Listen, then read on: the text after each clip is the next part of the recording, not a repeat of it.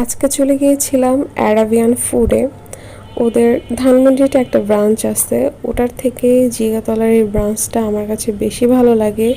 এখানের স্পেস অনেক বেশি, তো ওদের এনভায়রনমেন্টও এখানে সুন্দর ধানমন্ডির থেকে।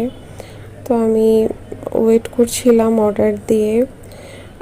এটা হচ্ছে ওদের মেনু কার্ড।